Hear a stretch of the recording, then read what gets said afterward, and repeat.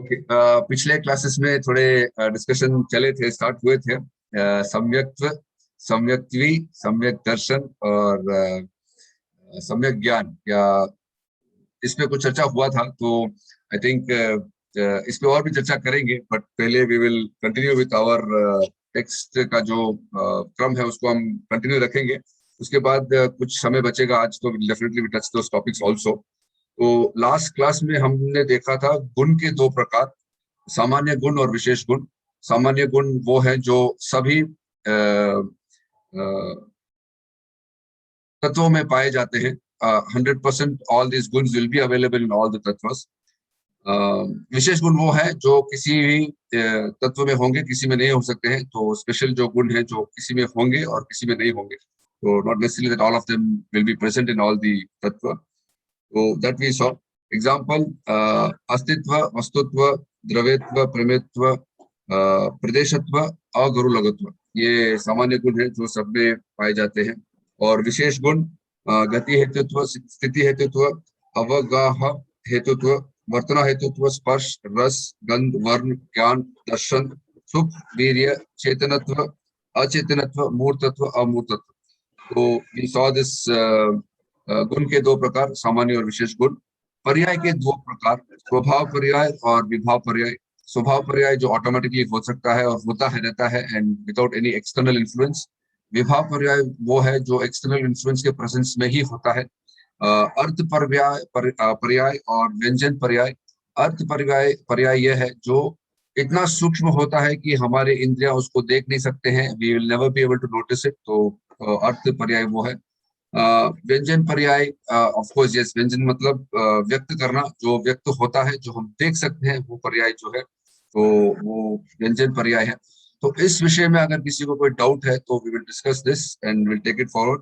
Otherwise आज का जो टॉपिक रहेगा, प्रमाण के दो प्रकार, प्रत्यक्ष एंड परोक्ष, एंड प्रत्यक्ष के दो प्रकार, तो we will look into that. किसी को कोई प्रश्न? जय जिंद्र। Padam sir, after a long time. Sorry sir. No, it's not the question of sorry, just that we missed you. So, and I also missed the class. I realized that I also missed the class. तो अर्थ पर्याय और व्यंजन पर्याय, इसको उदाहरण सहित को समझाने की कृपा करेंगे महेंद्र से, तो अच्छा रहेगा। हाँ sir, Mahendra sir, over to you sir आज के सेशन के लिए। देखो सर, बहुत शॉर्ट में समझाऊं। अर्थ, व्यंजन और व्यंजन पर्याय, आपके अंदर डेली सेल्स बदल रहे हैं, छोटे छोटे सेल्स पैदा हो रहे हैं, मर रहे हैं, वो आपको भी पता नहीं। मैं अव्यक्त नहीं मतलब मैं जान नहीं सकता हूँ, मेरे को समझ में नहीं आ रहा, ऑटोमेटिक हो रहा है। किसी आपको रोज आपकी पत्नी देख के कभी उनको आपको कोई डिफरेंस दिखाई नहीं देता है। ऑल ऑफ सडन आपके 2 साल के बाद में आपको कोई दोस्त दिखता है तो बोले कह रहे तो जा पतला पड़ गया, यानी वो व्यक्त हो गया। जो जान सकते हैं वो व्यक्त पर्याय, जिसे मैं देख नहीं सकता हूँ, समझ जान नहीं सकता हूँ बहुत सूक्ष्मता से, उसको कहते हैं अर्थ व्यंजन, अर्थ पर्याय। यानी जो डेली के दृष्टिगोचर में ना हो, सामान्य चलता है, होता है।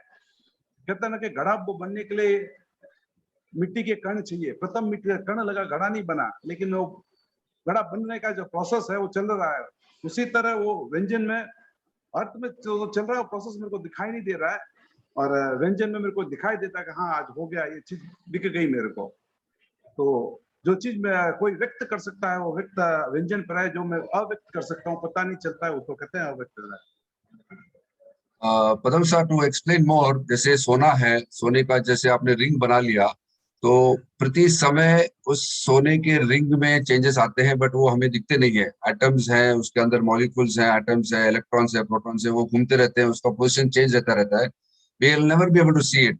बट जब सोना आपका रिंग है, वो अब रिंग से बदल के अगर चेन बन जाता है, तो वो जो चेन बनने का जो प्रोसेस है, चेन बन जाता है, तो वो व्यंजन पर्याय है, क्योंकि वो हमें दिखता है कि वो आज, कल वो अंगूठी था, आज वो चेन हो गया है। तो दैट चेंज इज विजिबल, वो हम देख सकते हैं। लेकिन अर्थ पर्याय हम कभी देख नहीं पाएंगे, जो हमारी जो इंद्रिय है उसे हम कभी भी उसको ग्रहण नहीं कर। हम ठीक है सर। तो मेरे से सामान्य से छोटे से 2-3 सवाल पूछ लेता हूँ रिव्यू के लिए। तत्व कितने हैं? 9 बोलिए, टोटल बोले, आंसर कंप्लीट कीजिए। जीव, अजीव, पुण्य, पाप, आश्रय, संपद, निद्रा, बंध, मोक्ष। ठीक है। द्रव्य कितने हैं? 6 द्रव्य।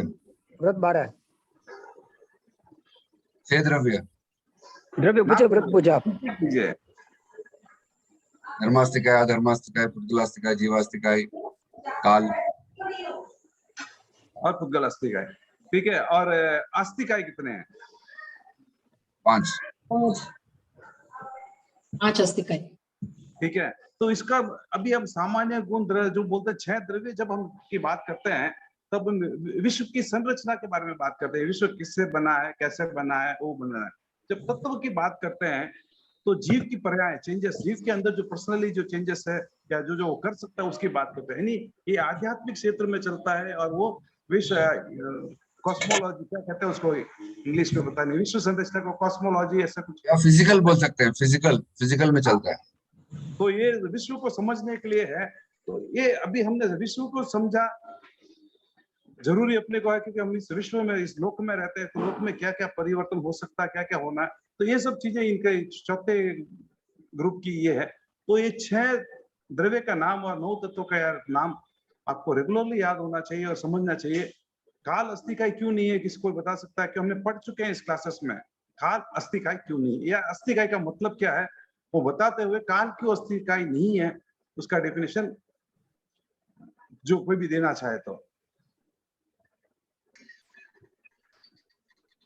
ज्यादा पार्टिसिपेंट नहीं है तो मैं ही कोशिश करता हूँ कि हाँ, जैसे पुद्गल के परमाणु होते हैं। अच्छा, उमा जी का हार्ट ब्रेस्ट है। उमा जी आप प्लीज आप बोल सकते हैं। जय जिनेंद्र। अस्तिकाय का अर्थ होता है प्रदेशों का समूह, और काल का अस्तिकाय इसलिए नहीं होता है क्योंकि काल एक समय एक छोटा है और उसका समूह नहीं हो सकता। जो समय आया है वो तो बीत जाता है, विनिष्ट हो जाता है, और भविष्य भी आया नहीं है। तो वर्तमान का जो काल होता है वो एक समय होता है, इसलिए काल का अस्तिकाय नहीं होता, उनका समूह नहीं होता। अस्तित्व को और थोड़ा सा एक्सप्लेन एक्स्ट्रा भी कर सकते हैं कि प्रदेशों का समूह सिर्फ नहीं है जिसका अस्तित्व तीनों काल में है। देखिए, काल के अंदर प्रदेश है, अभी एक समय वो प्रदेश हो गया, लेकिन उसका तीनों काल का समूह नहीं है, मतलब काय के रूप में वो नहीं हो सकता है। इसके लिए नहीं कहते हैं 2 वर्ड अस्थि प्लस काय, जिसका त्रैकालिक होता है, जिसका अस्तित्व तीनों कालों में है और जो प्रदेशों का समूह है। काल में प्रदेश तो है लेकिन उसका समूह नहीं बन सकता है, वो त्रैकालिक समूह नहीं हो सकता है। इसके लिए इन दोनों का विभाजन किया गया है। काल कहाँ पे है? काल के 2 प्रकार है, निश्चय काल और व्यवहारिक काल। व्यवहारिक काल सिर्फ ढाईद्वीप के अंदर ही है, ढाईद्वीप के बाहर व्यवहारिक काल नहीं है, वहां सिर्फ निश्चय काल है। अब हम कहते हैं कि देवता के 10,000 साल की आयु है, तो ये व्यवहारिक काल है। यहाँ क्या आदर्श लोक से कहा गया, यहाँ से जो देश है उसके ऊपर एक्सप्लेन किया गया है। क्यों बताया जा सके, यहाँ के देश से क्यों एक्सप्लेन किया गया, बाकी के देश से क्यों एक्सप्लेन नहीं किया गया है? काल को व्यवहारिक काल तो केवल मनुष्य क्षेत्र में है, क्योंकि यहाँ के जो सूर्य चंद्र है, देवता का जो काल बताया गया 10,000 साल, वो यहाँ की गणना के आधार पर बताया गया, व्यवहारिक काल की अपेक्षा से बताया गया। लेकिन क्यों देवताओं के वहाँ के दूसरे के अपेक्षा से क्यों नहीं बताया गया, सिर्फ व्यवहार का निश्चय काल? क्योंकि वहाँ पे जो निश्चयिक काल है उसका वर्णन नहीं किया गया है, और यहाँ व्यवहारिक काल इसलिए बताया क्योंकि यहाँ की जो सूर्य चंद्रमा है वो परिवर्तन करते रहते हैं, वो घूमते रहते हैं, बाकी सब जगह के सूर्य और चंद्रमा स्थिर रहते हैं। सीधा हिसाब यहाँ का है कि यहाँ पे केवल ज्ञानी होते हैं, उनको पता है, और केवल ज्ञानी सिर्फ ढाईद्वीप के अंदर ही रहते हैं, उसके बाहर नहीं रहते हैं। तो जो भी बताएंगे वो यहाँ के आधार पर बताएंगे, यहाँ के लोगों को बता रहे हैं, तो यहाँ का आधार लेके बताएंगे। निश्चय की भाषा में अगर कोई आके पूछे तो केवल ज्ञानी निश्चय की भाषा में जवाब देते हैं, लेकिन जो यहाँ के सामान्य जन होता है, जो जिनकी इंद्रिय ज्ञानी होता है, आगे के प्रत्यक्ष ज्ञान नहीं होता है, उनको समझाने के लिए यहाँ के बताने वाला कोई देवता के नहीं बोलता कि मेरा 10,000 साल की आयु है।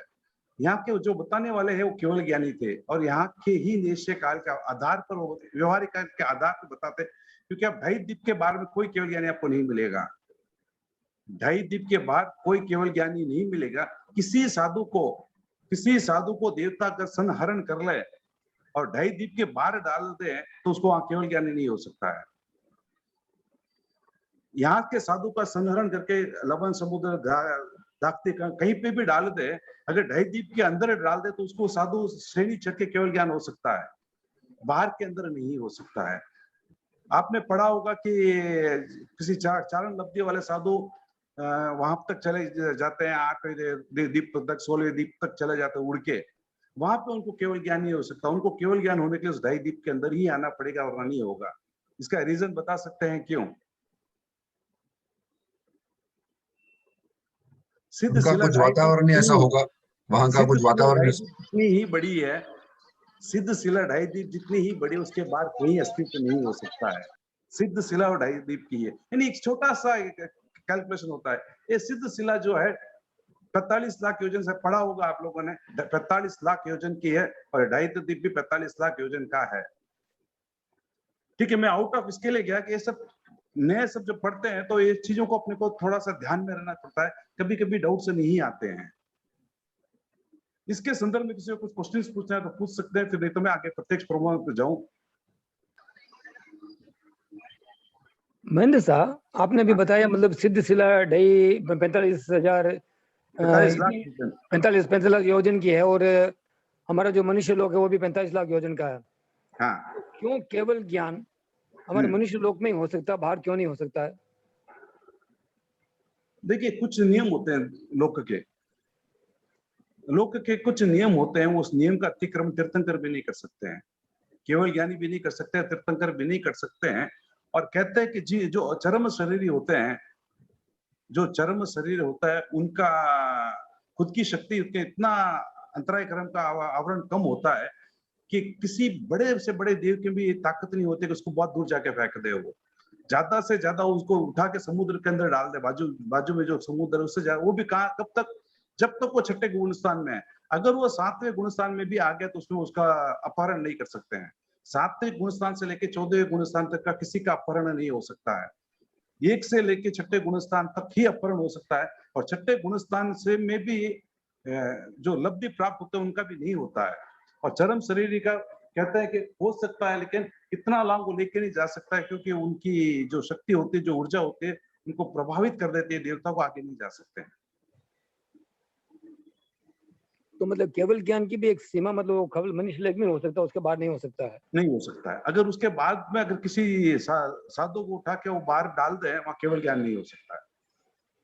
अब ये जो चरण लब्धि वाले केवल ज्ञानी हो सकते हैं, लेकिन जब तक वो चरण लब्धि का उपयोग करके रोचक दीप और आगे कहीं पे भी चला जाए, वहां पे उनको केवल ज्ञान नहीं हो सकता है। केवल ज्ञान होने के लिए उनको महेंद्र साहब, एक मन में एक प्रश्न आ रहा है कि अगर कोई साधु को ढाई द्वीप के बाहर लेके जाता है और छोड़ भी देगा, तो उसको केवल ज्ञान हो सकता है, लेकिन वहां से वो मुक्त नहीं हो सकते, ऐसा भी तो हो सकता है? नहीं, केवल ज्ञान उसी भव में मुक्त होगा, जिसने केवल ज्ञान प्राप्त करे उसी भव में मुक्त होगा ही होगा। नहीं, उसी भाव में करेक्ट है सर, लेकिन जहाँ सब जैसे किसी साधु को लेके गया, ढाई द्वीप के बाहर लेके गया, वहां केवल ज्ञान हो गया, और केवल ज्ञान होने के बाद वापस साधु तो अंदर आ ही सकता है ढाई द्वीप के अंदर, और वहां से मुक्त होकर उनको जा सकता है। केवल ज्ञान होने के बाद में कभी भी लब्धि का प्रयोग नहीं करते हैं, और आने के लिए लब्धि चाहिए। ओके, ओम अरहम।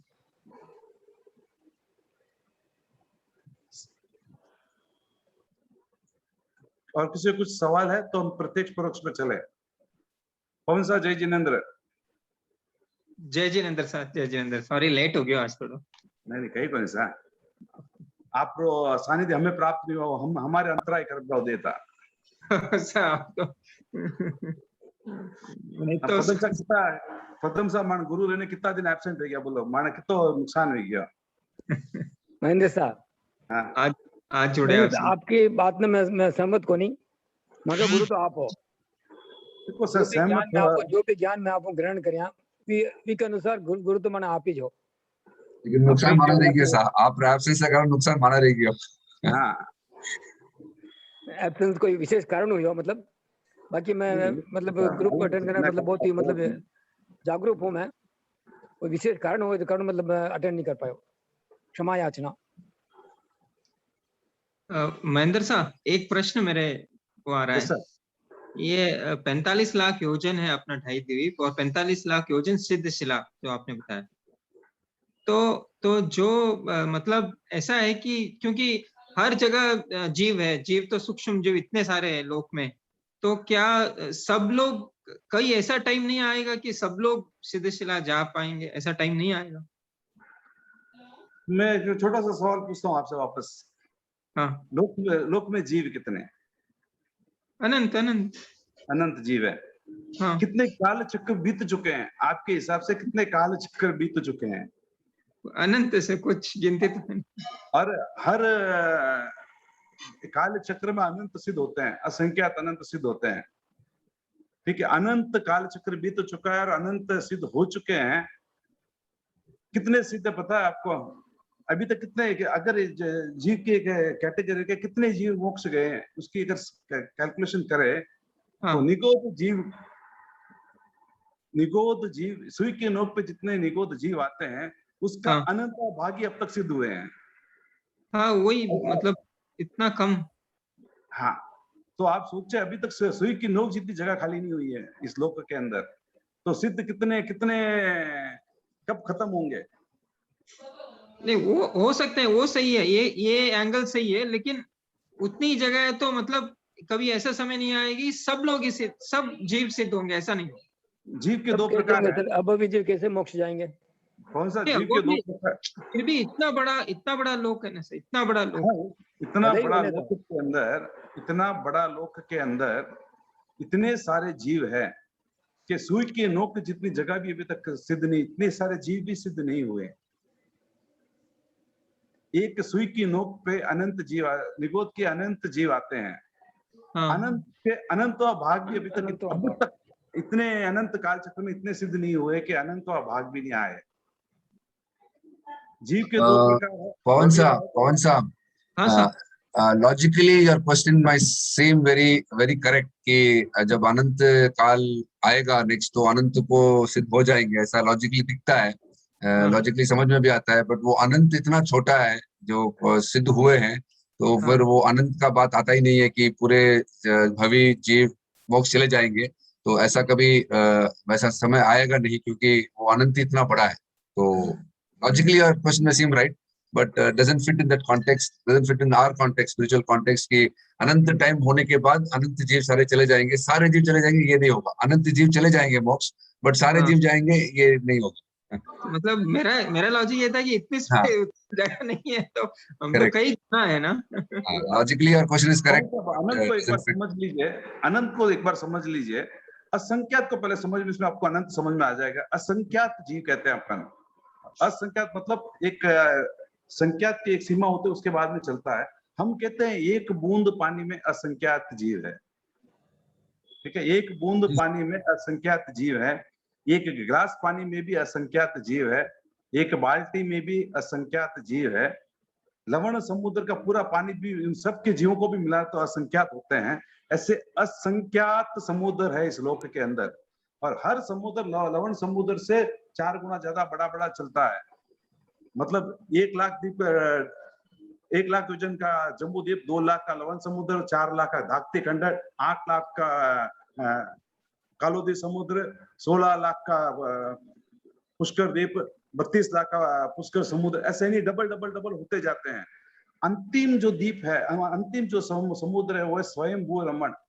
आधा योजन चौड़ा, आधा रज्जु चौड़ा है वो, आधा रज्जु चौड़ा है। पूरे लोक का सबसे बड़ा समुद्र वही है। सबके पानी के जीव मिला लें, जितने भी जीव पानी इस लोक के अंदर, देवलोक नरक में जहां जहां भी पानी है, सूक्ष्म अपकाय के जीव सब भी मिला ले तो अपकाय के जीव सिर्फ असंख्यात है। सोचते कि असंख्यात की सीमा कितनी बड़ी है। तो अनंत कितना होगा? असंख्यात के बाद में अनंत चालू होता है, उसके पहले अनंत चालू नहीं होता है।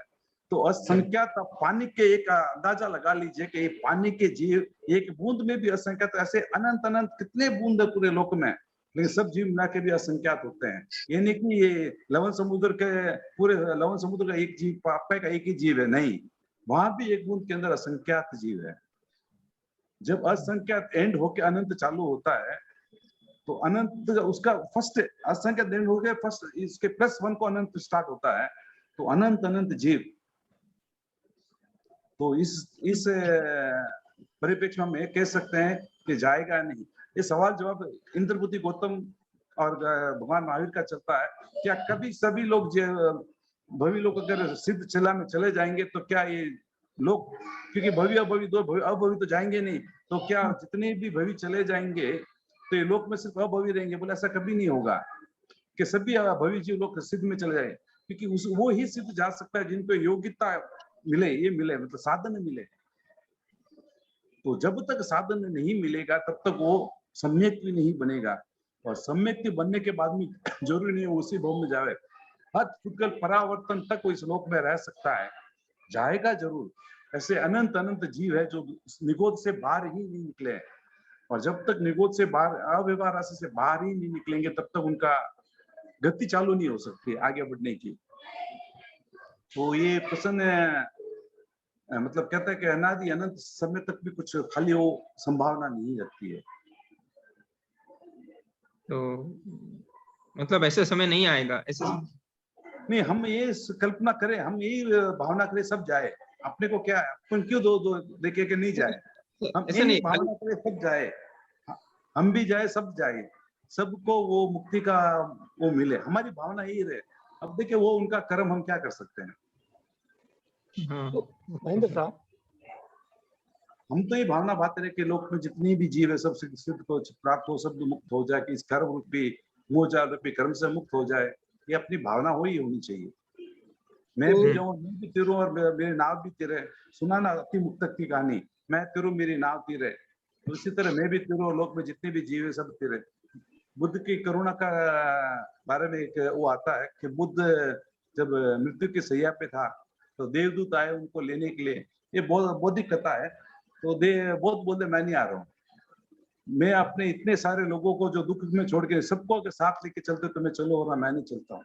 इसके लिए कहते हैं कि बुद्ध की करुणा बहुत फेमस है, नहीं सबको मैं दुखी छोड़ के नहीं जाना चाहता हूँ। बट अपने में तो बोलते हैं ना, अपना अपना कर्म, वो कुछ नहीं, वो ठीक है, वो उनकी बहुत दिक्कत है, लेकिन बात वहां पे चलती है कि लोग तो क्या बोलते हैं, कितनी करुणा है उनके अंदर, कभी मैं अकेला नहीं आना चाहता हूँ, करुणा की जितने भी अपेक्षा। जीव है सब साथ चले तो मैं चलना चाहता हूँ। तो महेंद्र साहब, मेरा एक प्रश्न है। हाँ सर। तो क्या सभी भवी जीव मोक्ष जाएंगे ही जाएंगे? वही बोलता हूँ, जिनको अनुकूलता मिलेगी, इसका बताए, जिनको निमित्त मिलेगा वही जीव, भवी जीव भी मोक्ष जाएंगे। जाएंगे। बाकी जो भवी है, मोक्ष जाने की योग्यता है, फिर भी मोक्ष नहीं जाएंगे। हाँ, जिनके पास सम्यक दर्शन का चारित्र की संपूर्णता है कि वही मोक्ष जा सकता है। संपूर्ण ज्ञान मतलब अनंत ज्ञान, अनंत दर्शन और अनंत सहायक संयुक्त ना हो तब तक वो जीव मोक्ष नहीं जाएगा। यानी ये तीनों उसको कंप्लीटली चाहिए, कंप्लीट चाहिए। तो ये मतलब जो कहते हैं जो भवी जीव है, जिन्हें सम्यक तो प्राप्त कर लिया, अर्धपुत्र परावर्तन में काल में मोक्ष चले जाएगा। हाँ, तो भवी जीव क्या सभी सम्यक ही होते हैं? ऐसे काफी भवी जीव है जो अभी तक निगोद से बाहर ही नहीं निकले हैं, अव्यवहार राशि से बाहर ही नहीं निकले। ऐसे अनंत अनंत अनंत जीव है। सम्यक की तो बहुत दूर की बात है, उनको तो अभी तक दो इंद्रिय भी देखने को नहीं मिली है। अनंत काल से वो निगोद में, और अनंत काल तक वो निगोद में भी रहने वाले काफी भवी जीव है। ठीक। मतलब महेंद्र साहब कहने का मतलब ये है कि भवी जीव व्यवहार राशि में आने के बाद भी नरक में, देवता में, मनुष्य में, त्रियंच में भटक रहे हैं, और उनको अभी तक सम्यक्त्व भी प्राप्त नहीं हुआ है। सम्यक्त्व प्राप्त करने के लिए सबसे पहला कसौटी भव्य है, सेकंड कसौटी वो संगी होना चाहिए, पंचेंद्रिय और संगी होना चाहिए।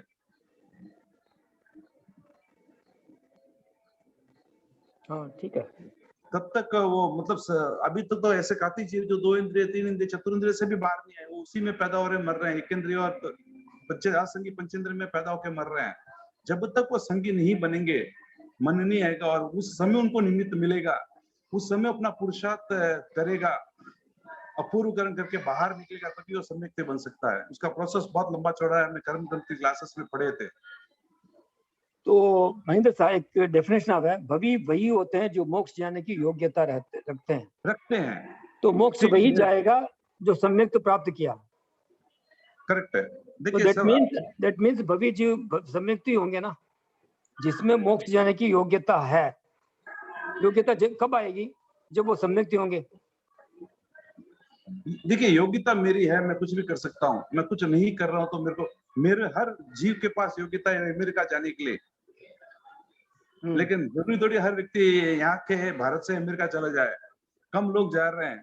काफी रूल्स एंड रेगुलेशंस होते हैं पैसे की कमी, कुछ ऐसे उनको निमित्त नहीं मिलता है, तो वो जो अमेरिका नहीं जा पाता है वो ही वैसे जीवे के भविष्य है, लेकिन उनको योग्यता नहीं मिली। अनार्य देश में पैदा होगा, किसी साधु साधु के दर्शन नहीं, उनको पता नहीं धर्म क्या होता है। 36,000 देशों में सिर्फ 25.5 देश ही अनार्य मानेंगे, बाकी के सब देश आर्य, 25.5 से आर्य माने, बाकी सब अनार्य है। और जब तक आर्य देश की प्राप्ति नहीं हो, आर्य देश में भी प्रथम तीसरे और चौथे और पांचवें आर्य में ही धर्म होता है। प्रथम दूसरे तीसरे के अंतिम समय में थोड़ा होता है, छठे में तो होता ही नहीं है। वहां भी पैदा तो धर्म नहीं है।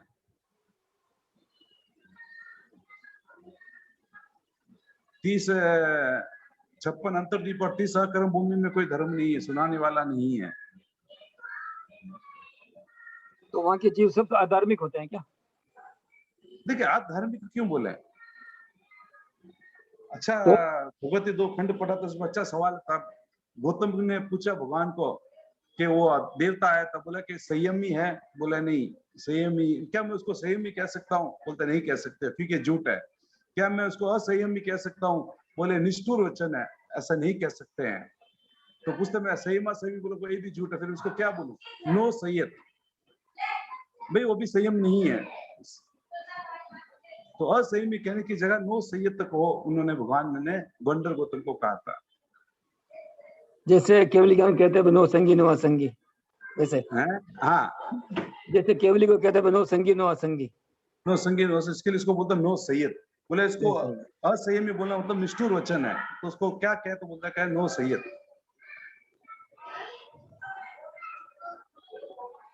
சொல்லுங்க சார், சார் சொல்லுங்க फरीद भाई சொல்லுங்க फरीद भाई। சரி, हाँ சொல்லுங்க सर। किसी को सवाल ना हो तो आगे चलो। हाँ आगे चले सर। प्रमाण के 2 प्रकार। प्रमाण क्या होता है? प्रमाण किसको कहते हैं? जब भी आप कोर्ट के अंदर बोलते हैं तो क्या बोलता है? प्रमाण लेके आओ। प्रमाण से मैं जानता हूं कैसा है।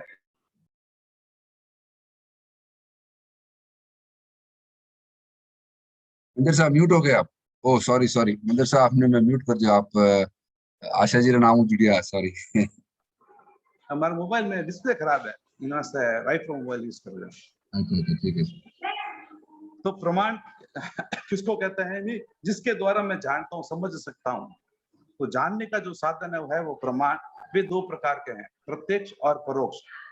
प्रत्यक्ष किसको कहते हैं? जो मेरे को आत्मा डायरेक्ट जाने लेती है, उसको किसी आलंबन की जरूरत नहीं है, किसी दूसरे तीसरे चीज की जरूरत नहीं है। और परोक्ष है जिसको किसी आलंबन की जरूरत होती है, बिना वो डायरेक्ट नहीं जान पाता है।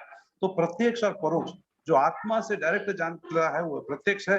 जो आत्मा के अलावा इंद्रिय, आत्मा के साथ इंद्रिय मन की सहायता से जो जानता है उसको कहते हैं परोक्ष। ठीक है, प्रत्यक्ष डायरेक्ट, परोक्ष with media, with some via ज्ञान। तो प्रत्यक्ष के 2 प्रकार है, पारमार्थिक प्रत्यक्ष, समव्यवहारिक प्रत्यक्ष। ये दोनों शब्द आपको आगम में नहीं मिलेंगे, समव्यवहारिक प्रत्यक्ष और पारमार्थिक प्रत्यक्ष। कारण हो गया कि जब न्याय के, भगवान महावीर के बाद में न्याय युग चला था। न्याय युग मतलब हाउ टू, किस न्याय से, तो लोग उसके रीजनिंग पूछते थे कैसे। तब एक बहुत बड़ा सवाल चला था कि भाई मेरे को सामने दिख रहा है, इंद्रिय आंखों से मैं सामने देख रहा हूँ कि दिनेश बैठा है, फिर आप कैसे बोलते हैं कि परोक्ष है? अन्य संप्रदायों के वाले कहते थे तो मैं तो सामने बैठा है दिनेश, तो आप कैसे कहते कि मैं परोक्ष देख रहा हूँ? तो मेरे को प्रत्यक्ष दिख रहा है। तो उनको समाधान देने के लिए उत्तरवर्ती आचार्य ने प्रत्यक्ष के 2 प्रकार के, पारमार्थिक प्रत्यक्ष और समव्यवहारिक प्रत्यक्ष। यानी व्यवहार में प्रत्यक्ष है, रियल में वो प्रत्यक्ष नहीं है। व्यवहार में उसको मैं आंखों से देख रहा हूँ, प्रत्यक्ष है। व्यवहार की भाषा है, निश्चय की भाषा नहीं है। निश्चय तो पारमार्थिक प्रत्यक्ष ही निश्चय है, और व्यवहारिक प्रत्यक्ष जो आंखों से, इंद्रियों से मैं जानता हूँ वो समव्यवहार यानी व्यवहार का प्रत्यक्ष है। उत्तरवर्ती आचार्यों द्वारा ये किया गया था, क्योंकि उस समय कोई केवल ज्ञानी नहीं रहा था और न्याय युग जब चलता था तो लोगों ने ये कहा कि आंखों के सामने मेरे को दिख रहा है, कानों से मैं सुन रहा हूँ, अब कैसे कहते हैं कि परोक्ष है, मैं किसी साधन से सुन रहा हूँ। तब उनको समन्वय बैठाने के लिए 2 वर्ड का ये वर्ड यूज हुआ, समव्यवहारिक प्रत्यक्ष। पारमार्थिक प्रत्यक्ष के 3 प्रकार है, अवधि ज्ञान, मन प्रयोग ज्ञान, केवल ज्ञान। जो आत्मा को डायरेक्ट दिखता है उसको किसी साधन की जरूरत नहीं होती है। और समव्यवहार प्रत्यक्ष इंद्रिय और मन की सहायता से होता है, तो इसका एक ऑर्डर होता है।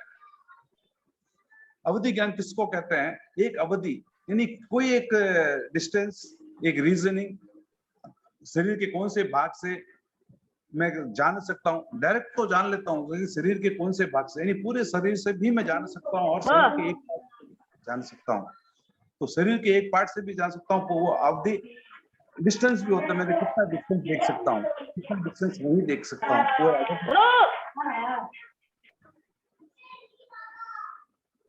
मन प्रयोग ज्ञान। आप मन के अंदर कोई भी चिंतन कर लें, तो साम जिसके पास मन प्रयोग ज्ञान है, वो उसको साक्षात देख लेता है कि आप क्या सोच रहे हैं, किसी के बारे में क्या चीज उस समय सोच रहे हैं। और केवल ज्ञान को सभी अवधि ज्ञान और मन प्रयोग ज्ञान की एक सीमा है, वो सिर्फ रूपी पदार्थ को देखता है, अरूपी पदार्थ को नहीं देखता है। केवल ज्ञान रूपी अरूपी सब प्रकार की चीजों को देख सकता है, वो डायरेक्ट देख लेता है, उसको किसी इंद्रिय, इन तीनों को किसी इंद्रिय और मन की सहायता की जरूरत नहीं होती। तो यहाँ तक किसी का कुछ पूछना हो तो पूछ ले, फिर आगे बढ़ेंगे।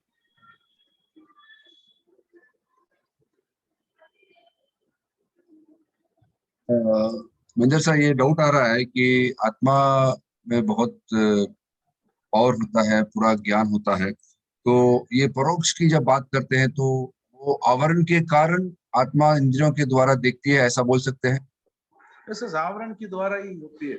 मत्ती देखो, पांच ज्ञान है, उसमें 4 ज्ञान है वो आवरण की वजह से है। जितना जितना शरीर उतना उतना वो एक्स्ट्रा जानेगा, जितना जितना उदय वो कम जानेगा। तो ये आवरण जब तक है, ये चारों ज्ञानों की सीमा बंधी हुई रहती है। जैसे ही आवरण हटा, केवल ज्ञान की उत्पत्ति हो गई, और ये चारों ज्ञान की उसको अपेक्षा नहीं रही, ये चारों उसके अंदर समाहित हो गए। तो जय आचार्य ने एक अच्छा सा एग्जाम्पल दिया था, शायद आप लोगों ने किसी ने पढ़ा हो तो। एक चौकी है, यानी पाटा है, मट्टी के अंदर दबा हुआ है, हवा आई, थोड़ा सा खुला, थोड़ा सा अंश मेरे को दिखा, उसको हम मति ज्ञान कह सकते हैं। थोड़ा अंश खुला तो मैं कुछ ज्ञान कर सकते। एक पाया दिखा, 2 पाया दिखा, 3 पाया दिखा, 4 पाया भी दिख गया, लेकिन पूरा बाजूट जब तक नहीं दिखा तब तक केवल ज्ञान नहीं है। तो ये चार पाए मेरे को दिख रहे हैं, उसको 4 ज्ञान समझ लेते हैं, लेकिन अभी तक बाकी का आवरण है, बाकी के हैं। जैसे ही वो पूरा मट्टी ऊपर से हट गया, तो पूरा बचोट एक हो गया। तो इसी तरह केवल ज्ञान एक हो गया, अपना अपने समाहित हो गया, पूर्ण हो गया। तो चारों ज्ञान लास्ट वीक अगर आप लोगों ने सुना तो राकेश ने इसके ऊपर भी क्वेश्चंस पूछा था, भाई समाहित हो गया, वो हमने डिस्कस नहीं किया था। तो राकेश जी होंगे तो उसके बाद में हम कभी डिस्कस करेंगे इसके ऊपर। लेकिन वो कहते हैं कि ऐसा कैसा होता है, उसके बारे में राकेश जाएंगे तब डिस्कस करें। लेकिन जयाचरण ऐसा ही एग्जाम्पल, बाजोट का एग्जाम्पल दिया कि मैं पूरा बाजोट देख रहा हूँ, तो एक देख रहा हूँ।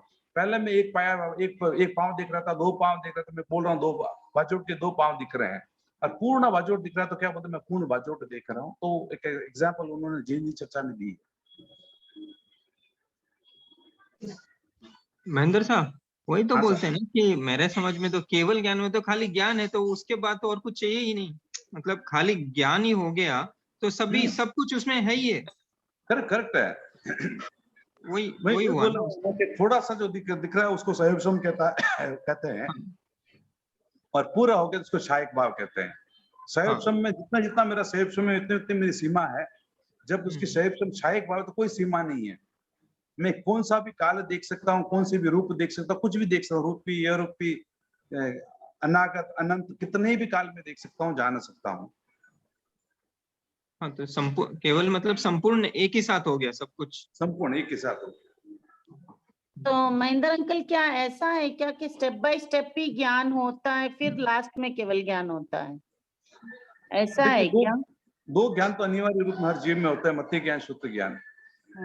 मन प्रयोग ज्ञान काफी कम लोगों के होते हैं, काफी केवल ज्ञानी हो चुके हैं, ऐसे काफी केवल ज्ञानी लोग के अंदर जिसको मन प्रयोग ज्ञान हुआ ही नहीं, मन प्रयोग ज्ञान हुआ ही नहीं। अवधि ज्ञान ऐसा होता है कि जरूरी नहीं मति ज्ञान शुद्ध ज्ञान से सीधा केवल ज्ञान पर भी पहुंच सकता है, उसको अवधि ज्ञान की कोई अनिवार्यता नहीं है, लेकिन हो सकता है, स्टेप बाय स्टेप भी हो सकता है। तीर्थंकरों को तीनों होते हैं बाय बर्थ। मन प्रयोग ज्ञान जैसे ही दीक्षा लेते हो जाता है, और केवल ज्ञान अंतिम समय में होता है, बाकी के लिए कोई अनिवार्य नहीं। जैसे मेरुदेवा माता को 2 ज्ञान भी नहीं था, 2 अज्ञान था, मिथ्यात्व अवस्था में थे, 2 अज्ञान थे, वहां से सीधे केवल ज्ञान हो गए। कहीं पे भी उल्लेख नहीं हुआ कि उनको अवधि ज्ञान और मन प्रयोग ज्ञान हुआ था। मन प्रयोग ज्ञान स्त्रियों को वैसे भी होता नहीं है, कहीं पे भी उल्लेख नहीं मिलता है कि उनको अवधि ज्ञान हुआ था। ठीक है। महेंद्र सर, तो हम बोल सकते हैं क्या जब तक केवल ज्ञान नहीं होता है तो छह उपसमी का स्टेट ये है, चाहे किसी भी स्टेट में, मिथ्यात्व स्टेट में भी छह उपसम बोलना, और चारों ज्ञान है तो भी छह उपसम है। चारों ज्ञान छह उपसम है, मिथ्यात्व का ज्ञान भी छह उपसम भाव है। जब हाँ, तक छह उपसम भाव है नहीं है तब तक वो जानेगा नहीं। उदय भाव में कुछ नहीं जानेगा, छह उपसम भाव में वो कुछ जानेगा। परंतु 21 द्वार में तो मनुष्य स्त्री में पूरे 12 ज्ञान लिए हुए हैं, मतलब 12 जो उपयोग 12 है, तो फिर इस अपेक्षा से तो स्त्री में भी मन पर यह ज्ञान हुआ ना। देखिए, दो विचारधारा चलती है इसके अंदर। एक विचारधारा कहती है कि नहीं हो सकता है, एक विचारधारा कहती है हो सकता है। वहां पे जो लिया गया ये हो सकता है कि मल्लिक कुमारी की अपेक्षा जो तीर्थंकर बन के स्त्री तीर्थंकर भी ये नहीं कि कोई आश्चर्य होता है, क्योंकि अनंत कालों में एक बार होते हैं। लेकिन आपने अगर वही पढ़ा होगा तो एट ए टाइम 4 या 6 स्त्री तीर्थंकर, 2 या 4 स्त्री तीर्थंकर बन सकती है लोक के अंदर। तो स्त्रियों तीर्थंकरों को मन प्रयोग ज्ञान अनिवार्य रूप से होता है। बाकी नॉर्मल यही कहते हैं कि स्त्रियों को मन प्रयोग ज्ञान नहीं होता है। आहारक शरीर भी नहीं मानते हैं उनको, 14 पूर्व ज्ञान भी नहीं मानते हैं। 26 अंकल जी ये स्पष्ट आया है कि आहारक शरीर, आहारक लब्धि स्त्री को नहीं होती। वो एक जो लब्धि है वो भी वो नहीं कर सकती, लेकिन यह कहीं निषेध नहीं आया कि मन प्रयोग ज्ञान स्त्री को नहीं हो सकता। देखिए, वही बोल रहा ना, दो विचारधारा चलते हैं। एक विचारधारा मानती है कि स्त्रियों में मन प्रयोग ज्ञान चलता है, होता है, लेकिन क्या है कि आगम भी इस जगह काफी जगह पे मौन है। तो मन प्रयोग ज्ञान की जगह पे मौन है। तो आचार्यों ने अपने अपने बुद्धि के हिसाब से उन्होंने लिखा है। कुछ आचार्यों ने माना है, कुछ आचार्यों ने नहीं माना है, और मेजॉरिटी ऑफ आचार्यों ने नहीं माना है। आपको सिद्ध से आचार्य थे, वो तो केवल ज्ञान केवल दसों का अलग भी नहीं मानता, तो बोलता दोनों सेम है। तो वैसे वैसे अपनी अपनी विचारधारा, अपने अपने तर्क की शक्ति होती है। जितना ज्यादा तर्क में होशियार होता है उनको क्या है, वो अपने तर्क से सिद्ध करने का प्रयास करता है। ठीक है, अच्छी बात है। लेकिन हमारी क्या मान्यता है हमारे आचार्य की? पंथ की मान्यता वही है, प्राय तो मन प्रयोग ज्ञान नहीं मानते हैं, लेकिन फिर भी वो निषेध नहीं करते, क्योंकि बोलते हैं कि आगम मौन है, हम निषेध नहीं करते हैं। हमारी परंपरा वैसे ही, मतलब तो स्त्रियों में मन प्रयोग ज्ञान नहीं हो सकता है, ये मान्यता मेजॉरिटी ऑफ आचार्यों की है। पर ये हमारे कहीं आया नहीं है। हाँ, ये कहीं आया नहीं कि स्त्रियों में हो नहीं सकता, और 21 बार में दिया गया है कि मनुष्य स्त्री में 12 उपयोग हो सकते हैं। तो मतलब ये कंफ्यूजन हो गया कि कहीं सीधा निषेध भी नहीं है, कहीं हाँ भी नहीं है। मैं आपकी बात मानता हूँ कि कहीं निषेध नहीं हो सकता है, निषेध है या नहीं है, एक जवाब लेता हूँ।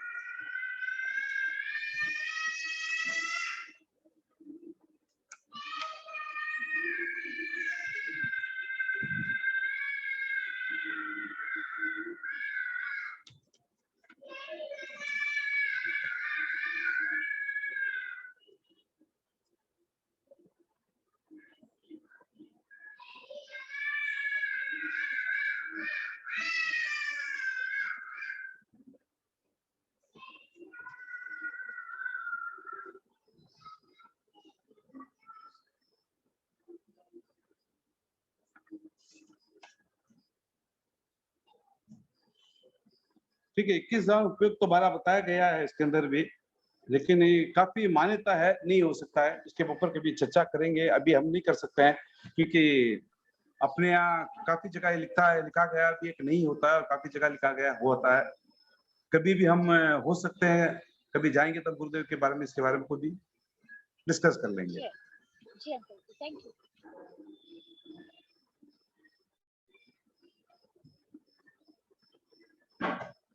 और किसी को कोई प्रश्न है?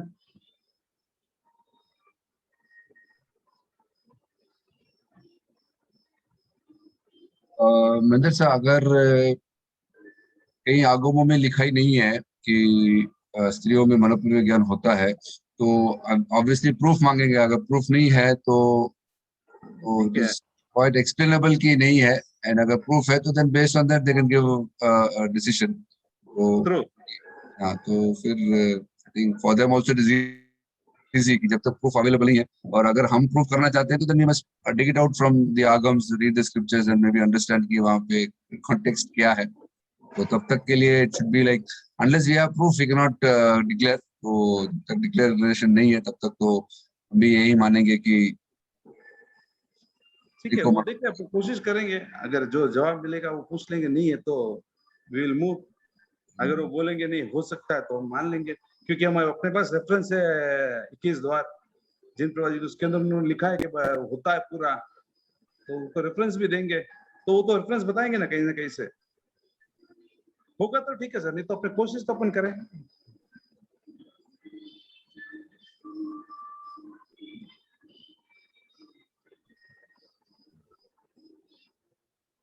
और किसी को कोई क्वेश्चंस?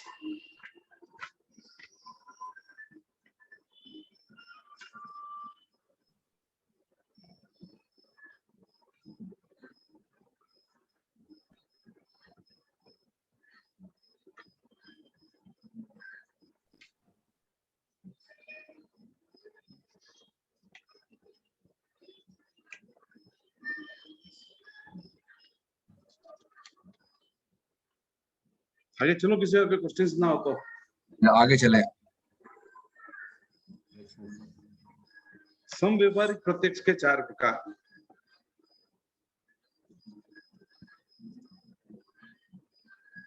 मैंने वही कहा था आप लोगों को कि व्यवहार में उसको प्रत्यक्ष माना गया है, निश्चय में उसको परोक्ष माना गया था, क्योंकि लोगों के साथ संवेग करने के लिए उत्तरवर्ती आचार्यों ने जो डायरेक्ट इंद्रिय दिखता है उसको वे समव्यवहारिक प्रत्यक्ष कह दिया। तो वो उसके 4 प्रकार है, अवग्रह या अवाय और धारणा। सामान्य अवबोध होने के दर्शन के, यानी सामान्य अवबोध होने के बाद में जो थोड़ा सा एक अंश कुछ है, ये जो जानता है वो अवग्रह है। उसके 2 प्रकार किए गए, व्यंजन अवग्रह और अर्थ अवग्रह। अर्थ अवग्रह, व्यंजन अवग्रह में पदार्थ का अव्यक्त बोध होता है, यानी वो जान नहीं पाता क्या चीज है।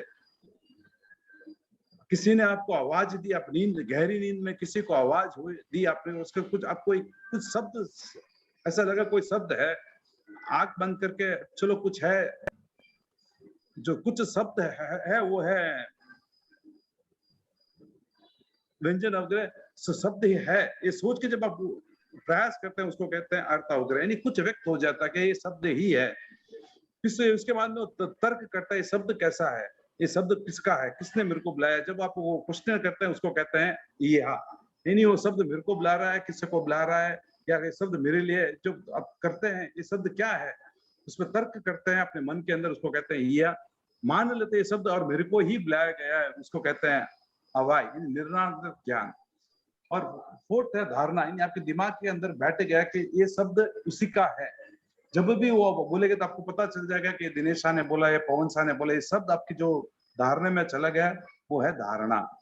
धारणा जब लॉन्ग टर्म तक हो सकती है, बहुत लॉन्ग तक हो सकती है, बाकी के सब थोड़ी देर के लिए होती है। धारणा जो है त्रैकालिक भी हो सकती है, इसलिए भौतिक चीज भी है, क्योंकि ज्ञान एक ऐसी चीज जो साथ भी जा सकता है, तो त्रैकालिक भी हो सकती है। तो धारणा है जो चीज आपने एक बार मान ली, उसको जो परमानेंटली आपके दिमाग में हो गई, वो है धारणा।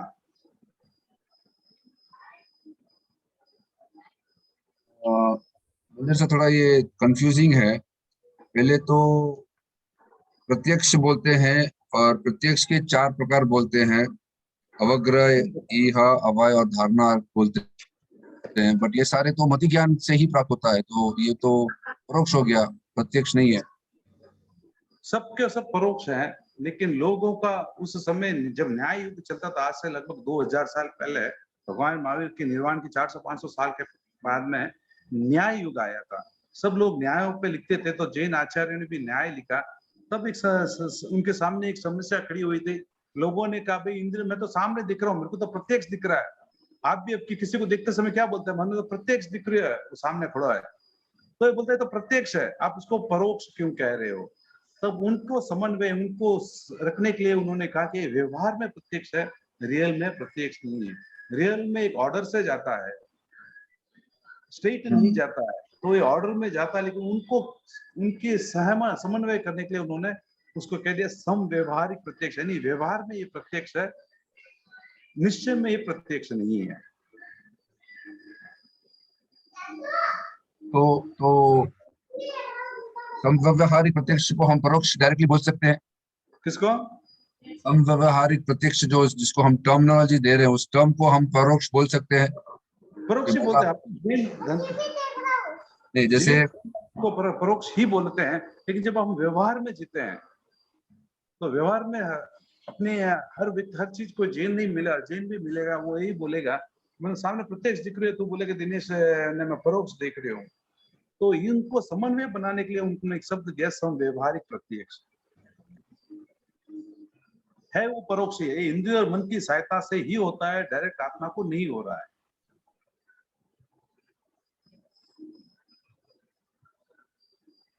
और हमने पढ़ा था उपकरण लब्धि, 4 प्रकार के इंद्रियों के, भाव इंद्रिय और द्रव्य इंद्रिय के भी हमने पढ़े थे। तो उस पूरे के पूरे प्रोसेस से चलता है, वो डायरेक्ट नहीं चलता है। उन प्रोसेस के बाद में मन में आता है, मन के बाद में वो आत्मा तक पहुंचता है, चेतना तक पहुंचता है, फिर हमको उस चीज का पता चलता है।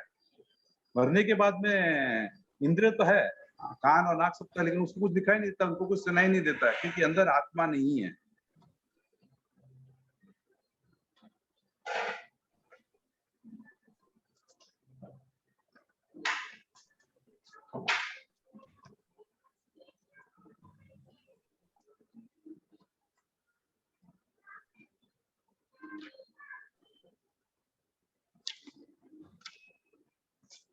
तो जितना भी ज्ञान होता है या जितना भी हम जो बोलते हैं समझते हैं, एवरीथिंग पहले इंद्रिया में आती है, फिर वो आत्मा तक जाती है, फिर आत्मा से नया प्रयत्न आता है, फिर आत्मा, जैसे मैं बोलता हूँ तो वो आत्मा बोल रही है, तो एवरीथिंग गोज टू द आत्मा एंड कम्स फ्रॉम द आत्मा।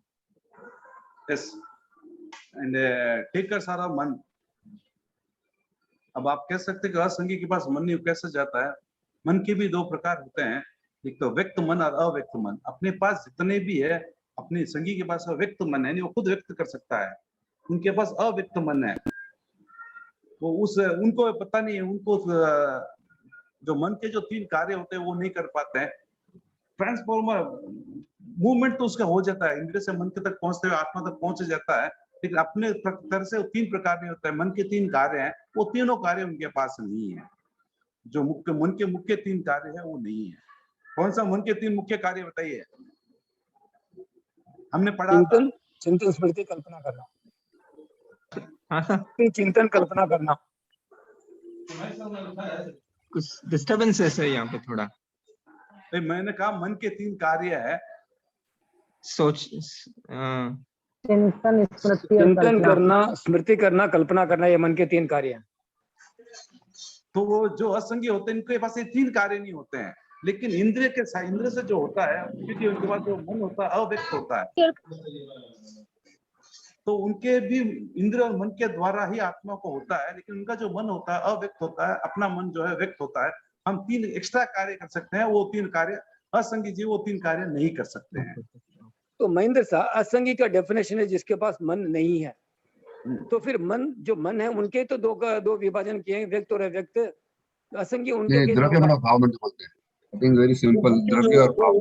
अपने मन जिनके पास वो मशीनरी पूरी पूरी, उनको कहते हैं द्रव्य और भाव। उनको क्या गया, अगर उनके पास मन ही नहीं है तो हम इंद्रिय ज्ञान का, मति ज्ञान को क्या डेफिनेशन देते हैं आप?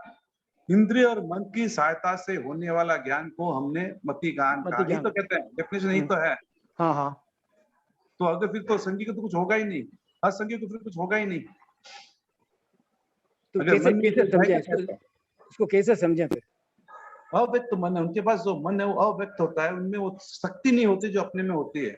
अपने में मन पूर्ण रूप से विकसित होता है, मैं स्मृति कर सकता हूँ, चिंतन कर सकता हूँ, सब कुछ कर सकता हूँ, वो कुछ नहीं कर सकता है। उनका जो मन होता है वो बहुत छोटा, इतनी छोटी अवस्था में होता है कि उसका और कोई कार्य नहीं कर सकता है। जैसे ब्लड वेसल्स का जो काम है, खून को आगे आगे लेके जाना, उतना ही काम है। इनसे से मैंने कुछ लिया और वो आत्मा तक पहुंचा दिया, बस यही वो कुरियर का बिजनेस ही समझ लीजिए, बाकी कुछ नहीं है उनके पास। मेरे पास मन में मैं चिंतन कर सकता हूँ, कल्पना कर सकता हूँ, इसका उपयोग कर सकता हूँ। पदम सा एक एग्जांपल के लिए है, जैसे कुछ वृक्ष होते हैं जो सूर्य की रोशनी की तरफ उगते हैं, तो उनको द्रव्यमान नहीं होता लेकिन भावमान होता है, लेकिन दे नो कि सूर्य का किरण किस डायरेक्शन में आता है तो वो उस डायरेक्शन में ही ग्रो करता है। तो अगर वो उनका भावमान भी नहीं रहेगा तो उनकी मेमोरी में कुछ नहीं रहेगा, तो never be able to recognise कि उस डायरेक्शन में हमें ग्रो करना है। तो ठीक है, आपका कहना ठीक है, मान लिया, लेकिन असंगी के हम जो डेफिनेशन देते हैं जिनके पास मन नहीं होता है, हाँ, तो उसको वेरी क्लियर है कि वो द्रव्यमान नहीं असंगी, होता। वो असंगी होते हैं। करेक्ट, द्रव्यमान जिसके नहीं है वो असंगी होता हाँ, तो फिर इसमें ये जो मतलब ये जब डेफिनेशन आपने दिया था अभी, भाई व्यक्त मन और अव्यक्त मन असंगी में भी होता है, ये कैसे माने? है। किसी जैन दर्शन, मनन और मीमांसा के अंदर मन के 3 प्रकार बताए गए हैं। आप जब भी फ्री हो पदम सा, हाँ था, तो असंगी में क्या होता है, संगी में क्या, उन्होंने बहुत अच्छा सा डेफिनेशन दिया है। ये अभी तो मैं ढूंढ के निकालने में मेरे को लगता है थोड़ा सा कौन सा चैप्टर आप क्या होता मैं देख नहीं, लूं। वो तुम्हें याद रहे, इतना तो मैं बता दूं, बुक तुम्हारे सामने ही पड़ी है। ठीक है, ठीक है, कोशिश करता हूँ, फिर भी मैं देखता हूँ। रहेगा ज्ञान मीमांसा के अंदर ही रहेगा वो।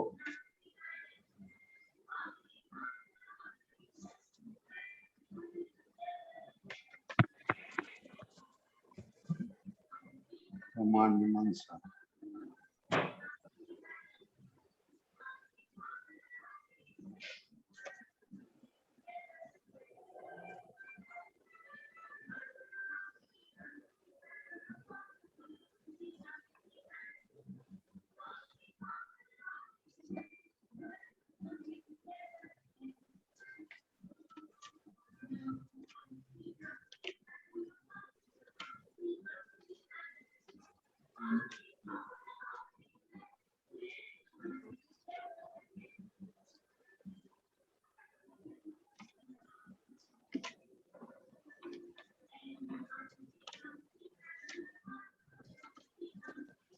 नहीं मिल रहा, मैं मिले तो आपने पेज नंबर लेसन भेज दो। ठीक है मेरे साथ। ओके, मैं भी देखने का प्रयास करूं, हमारे भी किताब है वहाँ, मैं भी देखने का प्रयास करूंगा ना।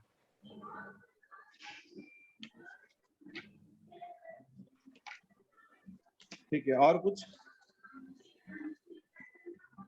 और किसी का कोई सवाल है?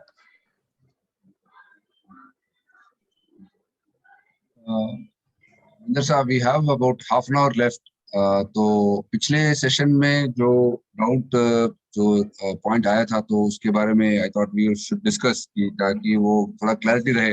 एटलीस्ट जो मेंबर्स यहाँ प्रेजेंट हैं, जो सीकिंग ट्रूथ को रेगुलरली देखते हैं, तो at least for them it must be clear कि दर्शन क्या है, सम्यक दर्शन क्या है, सम्यक्त्व क्या है, सम्यक्त्व क्या है। तो उस पर थोड़ा अगर एक 5-10 मिनट चर्चा कर लेंगे तो I think it be easier for lot of us. Important कि हम लोग इसको बहुत क्लियरली, इसको अगर हम समझ लेंगे तो आगे और स्वाध्याय करने में और इजी रहेगा, ताकि वरना हम लोग इसी चीज पे फिर अटके रहेंगे तो ज्यादा बढ़ नहीं पाएंगे। तो थोड़ा सा इस पे डिस्कस कर लें अभी, वी हैव 15-20 मिनट्स। जय जिनेंद्र, मेरा एक क्वेश्चन है, व्यंजनावग्रह और अर्थावग्रह एक्चुअली थोड़ा कंफ्यूज हो रहा है, क्या आप वापस उसको बोल सकते हैं?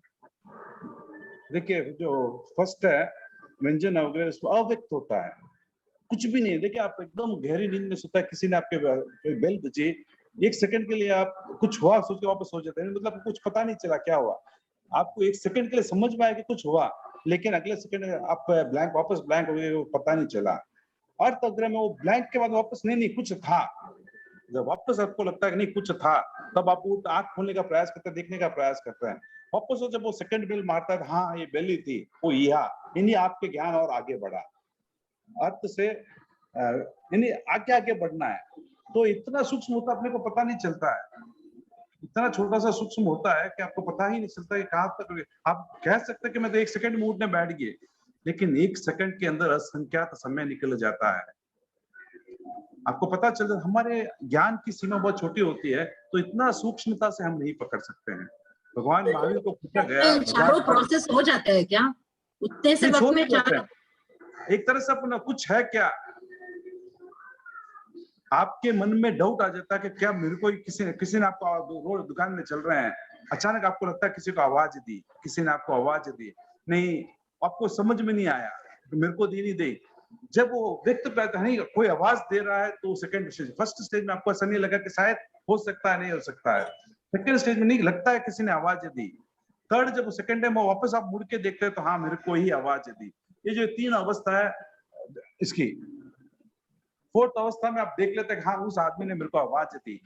और फिफ्थ अवस्था ऐसी होती है कि भाई जब भी उसकी आवाज सुनोगे तब बोलेगे नहीं वो दिनेश भाई ने मेरे को आवाज दी थी, वो धारणा।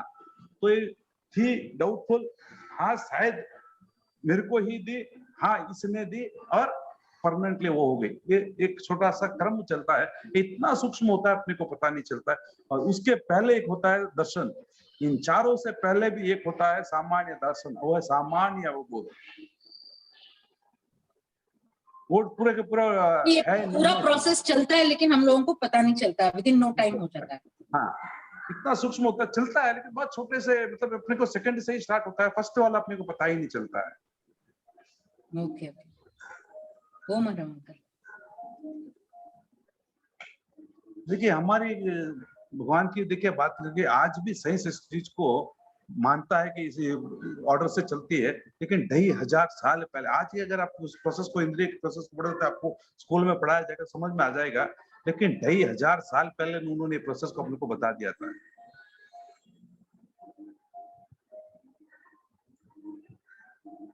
अंकल एक सब्जेक्ट से हटके तो नहीं, बट एक सिंपल सा क्वेश्चन है। ये पूरा ज्ञान जो हम कर रहे हैं, ज्ञान अर्जन के लिए कर रहे हैं, ठीक है, ये समझ में आता है, बट इतना बारीक ज्ञान के इतना बारीक ज्ञान है, ये हमारे रोजमर्रा की लाइफ में कहाँ इम्प्लीमेंट हो सकता है? इसे जानना एक कॉमन मैन के लिए जरूरी है क्या अंकल? मैं आपका सवाल को जवाब बाद में देता हूँ, उसके अलावा मैं एक सवाल वापस मैं आपसे पूछता हूँ, अगर आप उस समय ज्ञान नहीं करते और क्या क्या करते रहेंगे? आज मेरे पास ये पढ़ रहा हूँ, ज्ञान करने के लिए करेक्ट है, ये समझ में आया, ज्ञान कर सकते हैं। अब ज्ञान करने में तो कोई बुराई नहीं है, बट ये रोजमर्रा की लाइफ में इतना बारीक ज्ञान कहीं इम्प्लीमेंट होता है क्या अंकल? बहुत जगह इम्प्लीमेंट होता है। आपने नहीं दिया कि आप ज्ञान नहीं करते तो कुछ ना कुछ ऐसा कार्य कर रहे, जरूरी नहीं है वो आपके संयोगक्षम का कारण बने, वो आपका कर्म बंध का कारण बन सकता है।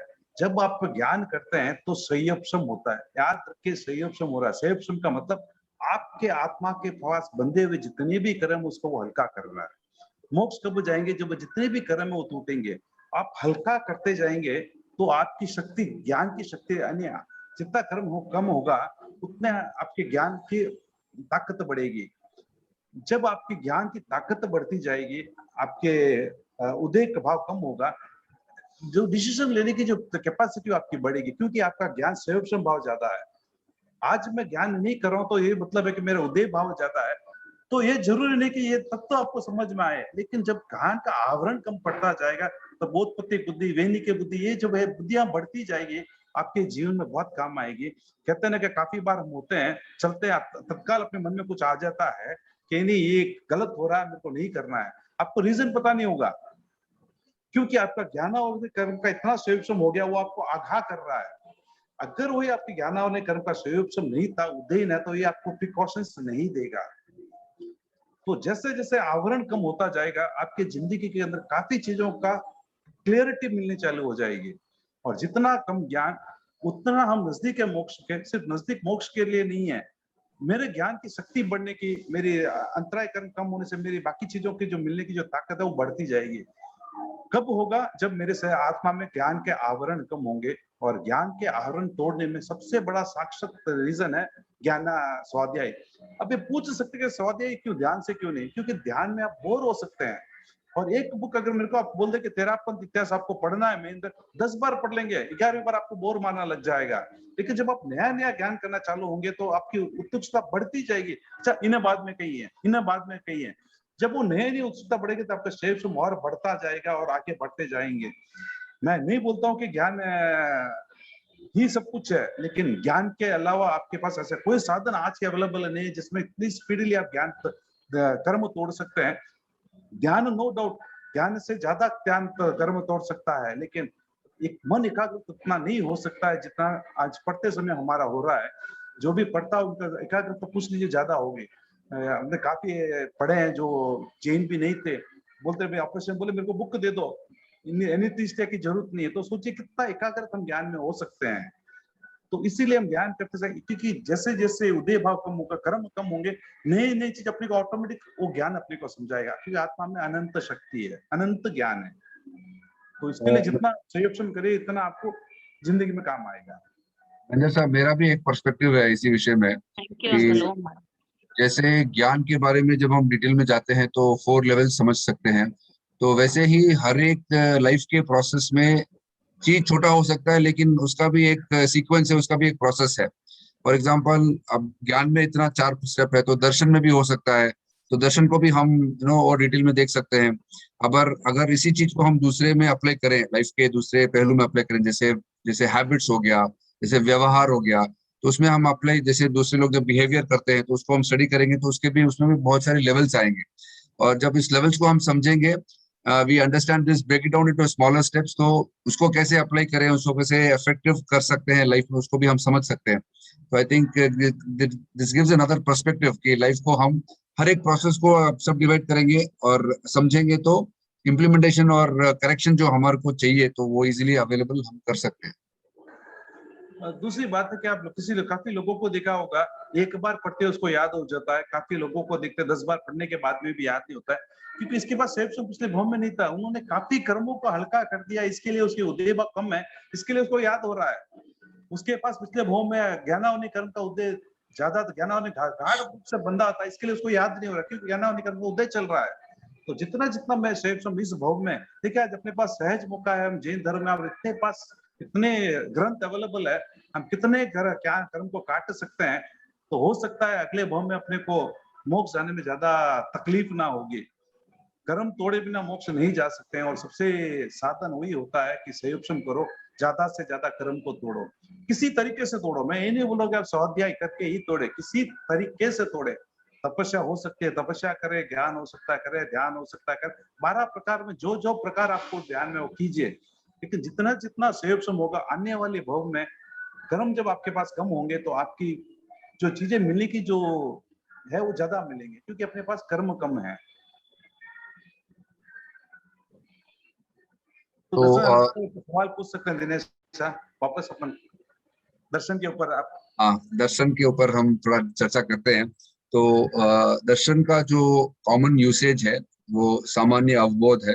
तो सामान्य अवबोध मतलब जनरल एस्पेक्ट। जब स्पेसिफिक में जाएंगे और तो वो दर्शन ज्ञान में चेंज हो जाता है। फॉर एग्जांपल, जैसे मैंने किसी चीज को टच किया, तो टच करते ही पहले जो मुझे महसूस हुआ तो वो दर्शन है, और टच करने के बाद मुझे पता चला कि नहीं ये आम है, ये वो गुठली है, ये सेब है, तो ये मुझे जब पता चलता है तो वो ज्ञान में कन्वर्ट हो जाता है। तो दर्शनावर्ण्य कर्म का काम सिर्फ ये दर्शन को रोकना है।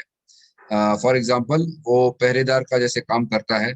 आप किसी से मिलने गए और पहरेदार ने आपको रोक दिया, तो जब वो रोकने का काम करता है, आपको देखने नहीं देता है, मिलने नहीं देता है, तो वो दर्शनावर्ण्य का काम है। जब हम सम्यक दर्शन के बारे में बात करते हैं तो सम्यक दर्शन को दर्शनावर्ण्य कर्म से न जोड़े, वो मोह कर्म का काम है, वो इससे आप लिंक मत कीजिए। अब आता है कि सम्यक दर्शन क्या है। सम्यक दर्शन तो हमको समझने के लिए पहले मिथ्यात्व को समझे। मिथ्यात्व क्या है? 10 प्रकार के जो हमारे 10 प्रकार से जो मिथ्यात्व का डेफिनेशन है। साधु को असाधु समझना, मुक्त आत्मा को अमुक्त समझना, जो 10 डेफिनेशन है। तो वो जो मिथ्यात्व है, वो मिथ्यात्व का डेफिनेशन है। जब मिथ्यात्व से हम बाहर निकलते हैं, स्पिरिचुअल जब कनेक्शन आता है, स्पिरिचुअलिटी में जब हम घुसते हैं, तब वो पर्सपेक्टिव है सम्यक दर्शन का। तो सम्यक दर्शन एक क्वालिटी है, क्वालिटी ऑफ आत्मा। तो सम्यक दर्शन का इफेक्ट जो आता है वो है सम्यक दृष्टि। फॉर एग्जाम्पल, आदमी को गुस्सा आता है, आदमी को एक्चुअली अगर देखा जाए तो जिसका सम्यक दर्शन 100% हो तो उसको गुस्सा आना ही नहीं चाहिए। इसका मतलब यह है कि सम्यक दर्शन है लेकिन उसमें कुछ तारतम्यता हो सकती है, ऊपर नीचे हो सकता है। तो जब ऊपर नीचे होता है, फॉर एग्जाम्पल एक ग्लास का दूध लेते हैं तो हम बच्चों को क्या बोलते हैं कि दूध पी लो। अगर उस आधे ग्लास में पानी भर देते हैं और पानी भरा हुआ ग्लास बच्चे को देते हैं तो भी हम यही कहते हैं कि बच्चा दूध पी लो। तो बस वो सम्यक दर्शन का यही कॉन्सेप्ट है। लेकिन क्या है, मिथ्यात्व से तो आप बाहर आ गए, लेकिन मिथ्यात्व से बाहर आने के बाद सम्यक दर्शन में तारतम्यता हो सकती है और उस तारतम्यता के हिसाब से आपकी दृष्टि चेंज हो सकती है। तो उस एंगल में देखा जाए तो सम्यक दर्शन फेथ बोल सकते हैं। फेथ किसी का कम हो सकता है, किसी का ज्यादा हो सकता है, किसी का कंप्लीट हो सकता है। केवल ज्ञान जब होता है 13वें गुणस्थान के बाद तो वो कंप्लीट सम्यक दर्शन होता है, और उसके पहले जो होता है सम्यक दर्शन तारतम्यता के हिसाब से ऊपर नीचे हो सकता है। तो this is a general understanding कि दर्शन क्या है, सम्यक दर्शन क्या है। मिथ्यात्व से जब बाहर आते हैं तो सम्यक दर्शन को आप स्पर्श करते हैं और उसकी तारतम्यता 13वें गुणस्थान तक उसकी तारतम्यता ऊपर नीचे कम ज्यादा हो सकती है। तो ये फेथ है। तो स्पिरिचुअलिटी को हम समझने के लिए हमें सम्यक दर्शन चाहिए।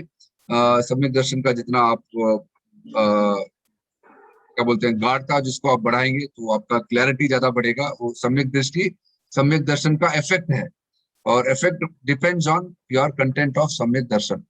तो महेंद्र साहब, ये सिंपल वर्ड्स में आई ट्राई टू एक्सप्लेन, इसको और डीपली भी समझ सकते हैं। उमा जी सांकला का एक प्रश्न है, आई थिंक उनका हैंड रेस है, तो उनका प्रश्न पहले ले लेंगे,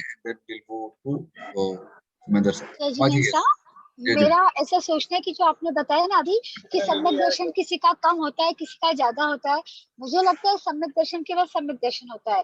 क्रोध आना चारित्र मोहनी कर्म के कारण होता है, और जो सम्यक दर्शन आता है वो तो दर्शन मोहनी के क्षय से होता है। हाँ, तो correct, what you saying is right. हाँ, what you saying is right, क्योंकि फोर्थ गुणस्थान में जब आते हैं तो हम बोलते हैं कि सम्यक मतलब सम्यक तो आ गया है फोर्थ और फिफ्थ गुणस्थान में, सिक्स्थ गुणस्थान में। बट सब सिक्स्थ गुणस्थान में जरूरी नहीं कि किसी को गुस्सा नहीं आए, तो गुस्सा भी आ सकता है।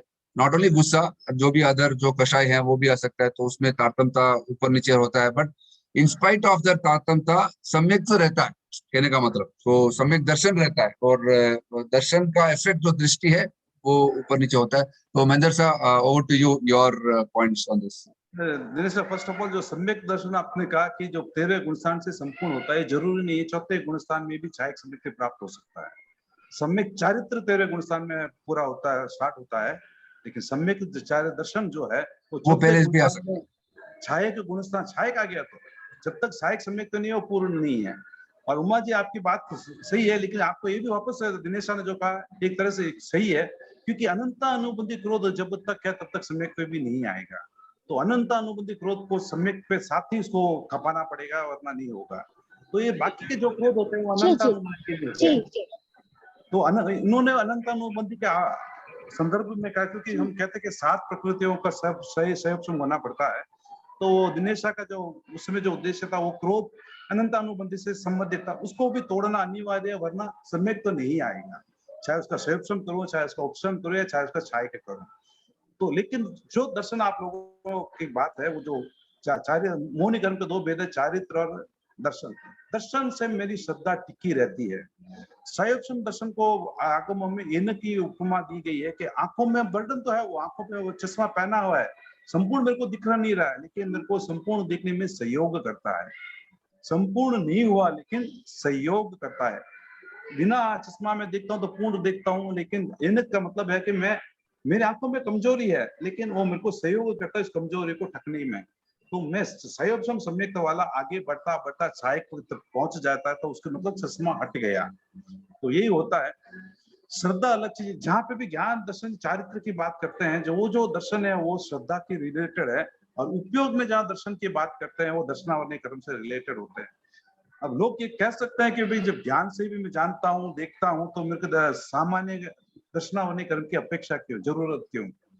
तो द्रव्य के 2 प्रकार बताए गए, दो ये क्या गया है, द्रव्य में 2 गुण होते हैं, एक है सामान्य गुण और एक है विशेष गुण। जो सामान्य गुण जो देखने में जो सहयोग करता है वो दर्शनावली कर्म है, और विशेष गुण को जो देखने का काम करता है वो ज्ञानावरणीकरण है। उपयोग के बारे इन्हीं दर्शन को भी उपयोग में लिया गया है क्योंकि वो भी जानने का साधन है, और ज्ञान को भी उपयोग में लिया गया है क्योंकि वो भी जानने का साधन है। लेकिन ये दर्शन जो सम्यक दर्शन वो जानने का साधन नहीं है, वो श्रद्धा करने का साधन है। जानने का काम ज्ञान ही करेगा, ज्ञान और दर्शन ही करेगा, वो नहीं करेगा। ये उसके ऊपर श्रद्धा, मैं जिस चीजों को जानना उसके ऊपर श्रद्धा करने का जो काम है वो मौनीकरण करता है, दर्शन मौनी का स्वयं करता है, ना कि दर्शनावरणीकरण करता है। उस दिन मेरे और राकेश की डिस्कशन में ही चल रहा था, वो बोले कि दर्शनावरणीकरण ही उस दर्शन से रिलेटेड है, जबकि नहीं है। ये दर्शनावरणीकरण उपयोग के अंतर्गत आता है। उपयोग के जिसने भी पढ़े होंगे उसमें देखा होगा, उपयोग के 12 प्रकार के अंदर 4 दर्शन लिए गए हैं और 5 ज्ञान और 3 अज्ञान लिया गया। सम्यक के अंदर 3 प्रकार है, मिश्र मिथ्यात्व मोहनीय, मिश्र मोहनीय और सम्यक मोहनीय। ये जब तक मोहनीय कर्म के मेरे पास है तब तक ये तीनों में किसी एक चीज में मेरे को होगा ही होगा। ये छायक सम्यक तो आने के बाद में मोहनीय कर्म संपूर्ण टूटेगा, मिथ्यात्व मोहनीय उसके पहले नहीं टूटेगा। है मेरे पास मोहनीय कर्म है, उदय भी है, लेकिन संपूर्ण नहीं है। मैं उसका संयुक्षम करता जा रहा हूँ, उसके लिए मेरे को सम्यक को टिका के रखता है। जैसे उसका उदय एक्सट्रीम हो गया तो मेरे को सम्यक से गिरा के मिथ्यात्व पे भी लेके आ सकता है। तो ये दोनों कर्म को आप वास्तव में रीडिफाइन कर लीजिए कि दर्शनावरणीय का कर्म का काम है देखना, जानना, और उसका काम है सिर्फ श्रद्धा करना। इसके ऊपर किसी को कोई डाउट हो, क्योंकि अपनी जैन की सबसे बड़ी अगर कोई है तो सम्यक्त्वी है। सम्यक्त्व के बिना जैन दर्शन को हम कहीं पे भी रिलेट ही नहीं कर सकते हैं कि मेरे पास सम्यक्त्व नहीं है तो जैन दर्शन को मैं समझूंगा भी नहीं। मेरे को रिलेट करने के लिए सम्यक दर्शन बहुत जरूरी है, चाहे वो शैव हो, चाहे वो ऑप्शन हो, चाहे छायक हो, कुछ भी हो, लेकिन ये होना जरूरी है। मिथ्यात्व का उदय आने के बाद में कहीं पे भी घट सकता है, हम भटक सकते हैं, 100 चीज जान सकते हैं, लेकिन जब तक ये श्रद्धा पूर्ण नहीं होगी, और पूर्ण होने की श्रद्धा हम 13 पंथों में तो बचपन से ही गुटी पिलाई गई है कि भाई एक अपने आचार्य के प्रति संपूर्ण श्रद्धा रखो। तो ये संपूर्ण श्रद्धा ही बहुत बड़ी चीज है। वो श्रद्धा अगर अपन वहां से विचलित होती है तो मोह कर्म अपना साम्राज्य, देखो अपना साम्राज्य वो भी बहुत बड़ा उसका साम्राज्य, वो भी उसको हटाने का संपूर्ण प्रयास करता है, हम उससे हटे नहीं। मैं ये नहीं कहता हूँ कि आप 13 पंथी के अलावा जो सुन भी रहे तुमको ये नहीं कहता हूँ कि आप वहां समझ कोई समझे, अपने अपने आचार्य के प्रति संपूर्ण श्रद्धा रखें। रंजन साहब, एक ये जब सामान्य जब बात आती है सम्यक्त्व के बारे में, तो इतना सा क्या इनफ है बोलने के लिए कि आत्मा में अगर आप विश्वास रखते हैं, अपनी ही आत्मा पर विश्वास रखते हैं, और दैट इटसेल्फ आई थिंक एक सम्यक्त्व का भी लक्षण है कि ठीक है, आपको आगे बढ़ने में, स्पिरिचुअलिटी में आगे बढ़ने में आपको आचार्य का भी सपोर्ट चाहिए, फैमिली का भी सपोर्ट चाहिए, पूरे सिस्टम का सपोर्ट चाहिए, बट मुख्यतः I think most important is कि आप आत्मा में विश्वास करते हैं और अपनी आत्मा पे आप आस्था रखते हैं, तो वो भी एक सम्यक का भी एक लक्षण है। देखिए, सम्यक के 5 लक्षण बताया भगवान ने, सम, संवेग, निर्वेद, अनुकंप, आस्तिक है। आत्मा में विश्वास रखना एक कार्य है। सम्यक के लिए तो 5 चाहिए। भगवान ने मेघ कुमार के, जिसने भी संबोधि पढ़ी उसको पता होगा, भगवान ने मेघ कुमार को कहा था, उस हाथी के बहु में जब तुम मिथ्यात्व थे तब तुम्हारे में इतना करुणा थी, आज तो तुम सम्यक्त्वी हो, वो करुणा कहाँ गई। मतलब मैं शब्दों का मतलब मेरे शब्द और भगवान के महाप्रभु के एक शब्द थोड़े हाई लेवल के हैं, मेरे को इतनी हिंदी नहीं आती, उसका सार बता रहा हूँ। मैं शब्द रिपीट नहीं कर रहा हूँ कि मैं मेरे भी इतनी क्षमता नहीं कि मैं वो शब्द के सेम के सब रिपीट करूँ। उसका भावार्थ यही था कि वो मिथ्यात्व था हाथी। हम कहते हैं कि अनुकंपा सम्यक का एक लक्षण है, तो जिसमें अनुकंपा है वो सम्यक ये हम कह दें तो भगवान ने तो क्लियर कट कहा है कि उस हाथी के भाव में तेरे अंदर इतनी अनुकंपा थी, तूने उसको खरगोश को नहीं मारा, तब तुम मिथ्यात्व थे। तो इससे बहुत क्लियर होता है कि 5 चीजें हमारे में होनी चाहिए, लक्षण 5 होने चाहिए, तभी हम पूर्ण रूप से सम्यक्ति माना जाए। फॉर एग्जांपल सम्यक्ति की तरफ लेके जा रहा है, वो अनुकंपा ही उसको सम्यक्ति बनवाया है, वो अनुकंपा उसको सम्यक्ति की तरफ लेके गए। ये आत्मा में मेरा जो विश्वास है वो मेरे को सम्यक्ति की तरफ लेके जा रहा है और लेके खत्म। वो विश्वास अगर दृढ़ होगा तो मेरे को सम्यक्ति जरूर करेगा। जैसे फॉर एग्जांपल मंदिर साहब, अब आत्मा में विश्वास है और मैं मानता हूँ कि आत्मा जो आनंद भाव भटकेगा तो उसमें राग द्वेष होगा, उसमें बहुत पेन होगा, सुख दुख होगा। तो इससे मुक्त होने के लिए अब जैसे अंडरस्टैंडिंग आ जाता है, तो that understanding will automatically lead to अनुकंपा, विल ऑटोमेटिकली लीड टू तो वो आई थिंक दैट सुख का कारण क्या है, तो आप दुख के कारण उससे बचने का प्रयास जब करेंगे तो ऑटोमेटिक आप सम्यक्ति की तरफ चला जाएंगे। क्योंकि दुख ना देना दूसरे को, स्वयं को, वो अपने आप में एक तरह से सम्यक्ति की तरफ लेके जाने वाला सबसे बड़ा पदार्थ है। जो सम्यक्ति होता है वो ना दूसरे को दुख देता ना स्वयं आत्महत्या करता है। इसलिए हम कहते हैं कि आत्मा नहीं, स्वयं को भी दुख मत दो। तपस्या भी उतनी ही करो जितने आपके अपने आप को विचार ध्यान में ना लेके जाए।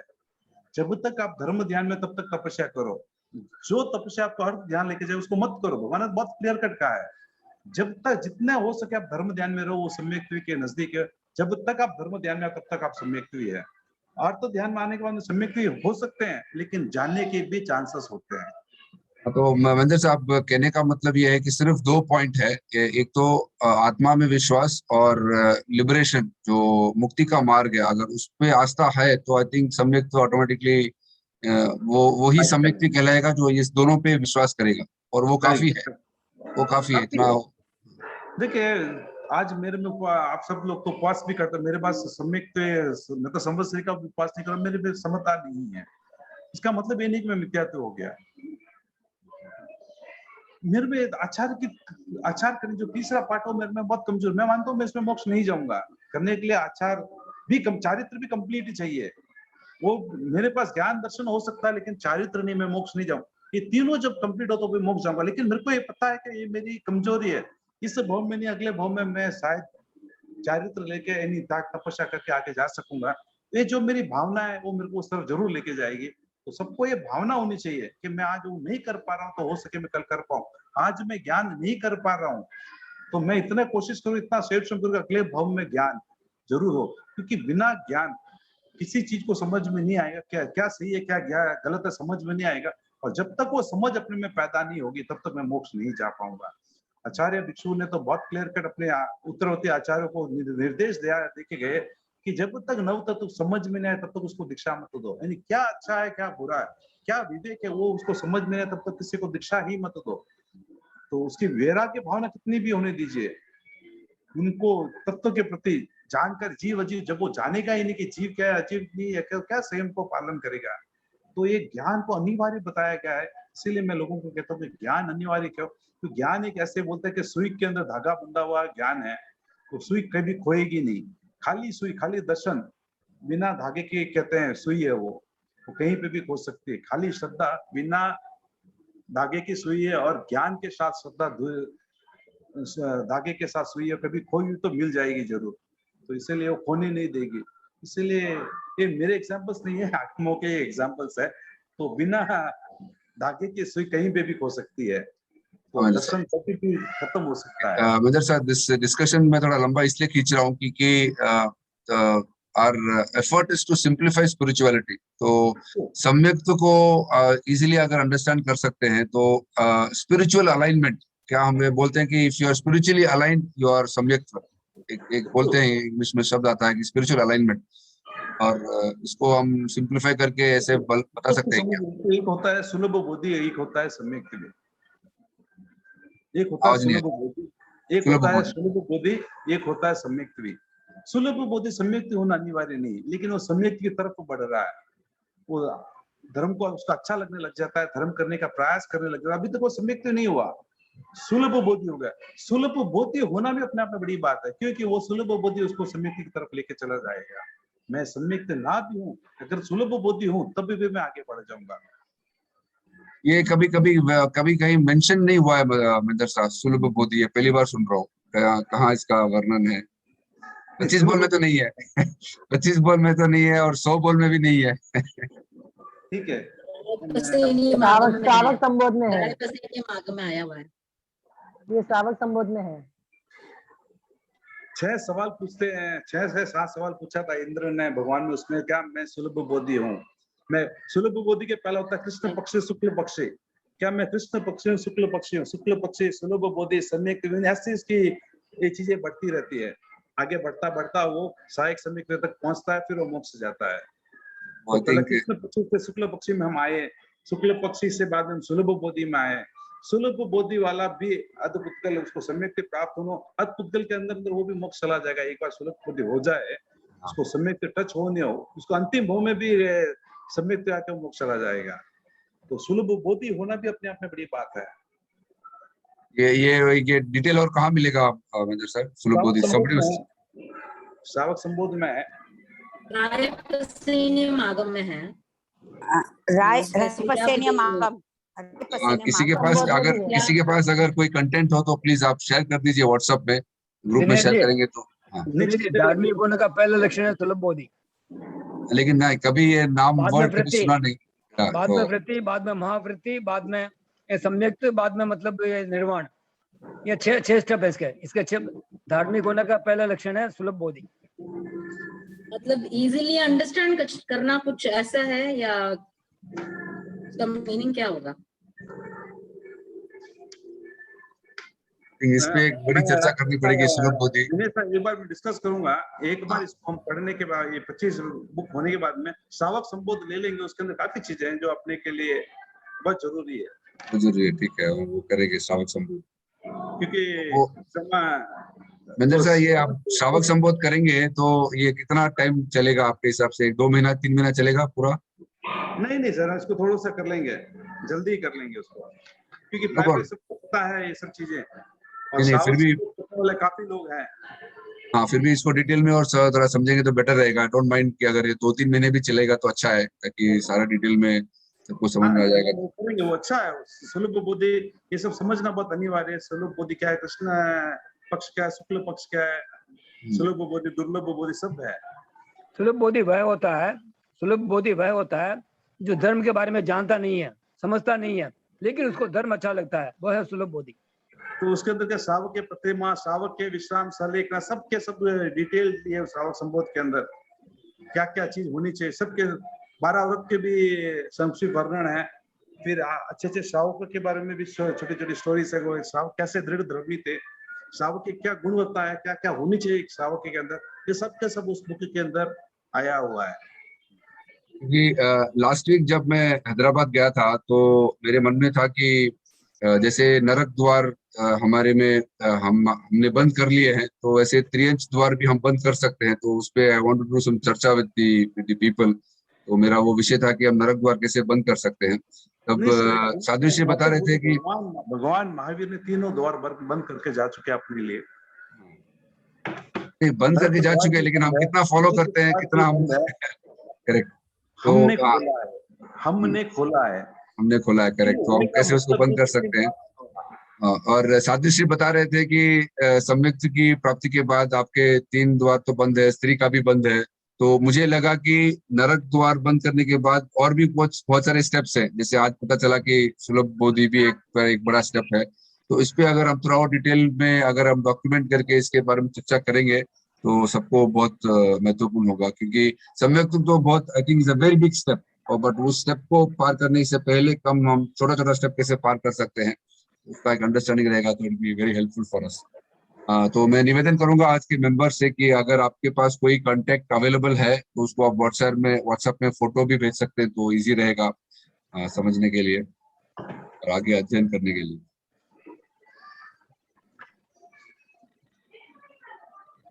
और किसी को कोई डाउट है तो will take up the doubt, otherwise मैं पदम सर से रिक्वेस्ट करूंगा आज के मंगल पाठ के लिए।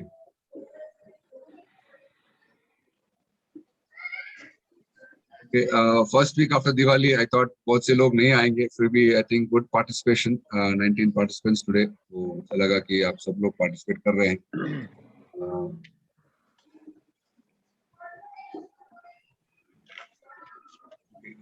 पदम सा ओवर टू यू मंगल पाठ के लिए। हाँ, सावधान, अपने आप को मंगलमय अनुभव करते हुए सिमंदर स्वामी की आज्ञा से, गुरुदेव की आज्ञा से, ओम ह्रीम नमो अरहंताणं, ओम ह्रीम नमो सिद्धाणं, ओम ह्रीम नमो आयर्याणं, ओम ह्रीम नमो वज्रायाणं, ओम ह्रीम नमो लोये सब्बसाहूनम। एसो पंचनमुक्कारो सब्ब पावपनासनो मंगलानंच सब्बे सिंह पडमम हवै मंगलम। श्री चत्तारी मंगलम, अरहंता मंगलम, सिद्धा मंगलम, साहू मंगलम, केवली पन्नतो धम्मो मंगलम।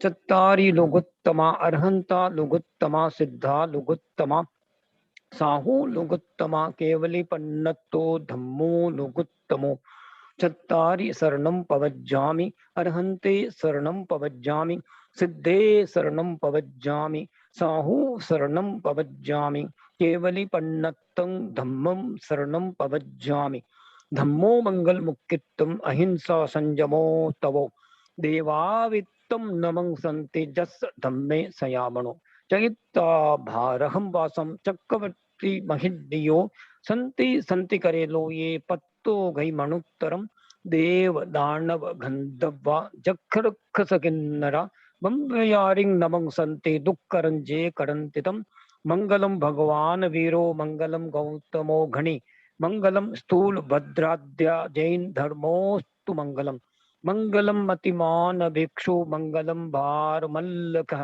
मंगलम राय चंद्राद्या मंगलम तुलसी गुरु महाप्रज्ञोस्तु मंगलम महाश्रवणोस्तु मंगलम तेरा पंतोस्तु मंगलम विघ्न हरण मंगल करण स्वाम भिक्षुनो नाम गुण ओलख स्मरण किया सरे अचिंत्य काम विघ्न हरण मंगल करण स्वाम भिक्षुनो नाम गुण ओलख स्मरण किया सरे अचिंत्य काम विघ्न हरण मंगल करण स्वाम भिक्षुनो नाम गुण ओलख स्मरण किया सरे अचिंत्य काम सरे अचिंत्य काम सरे अचिंत्य काम ओम शांति जय भिक्षु तुलसी महाश्रमण कल्याण करो ओम शांति जय भिक्षु तुलसी महाश्रमण कल्याण करो ओम शांति जय भिक्षु तुलसी महाश्रमण कल्याण करो ओम अरहम अवसर के लिए आभार सबका जी। पहले कृतज्ञता ज्ञापित करते हैं अपने फैकल्टीज के प्रति। कृतज्ञोस्मि, हम सब आपके आभारी हैं। कृतज्ञोस्मि, आपके आभारी हैं। कृतज्ञोस्मि, हम सब आपके आभारी हैं। And there's a week after week is coming and sharing his knowledge, so great to have you all here. I think it's an amazing journey we are having, and week after week we are meeting. तो अगले Sunday I think चातुर्मास का last Sunday रहेगा, तो 11:30 को session रहेगा। Then we can discuss कि अगर इसको 11 o'clock को शिफ्ट करना है तो 11 o'clock भी कर सकते हैं। Thank you everybody for joining. I wish you a great week ahead, and let's meet next week. आपको आपके प्रति भी कृतज्ञता, आपने अवसर प्रदान किया, आपके लिए अनंत अनंत कृतज्ञता। Thank you.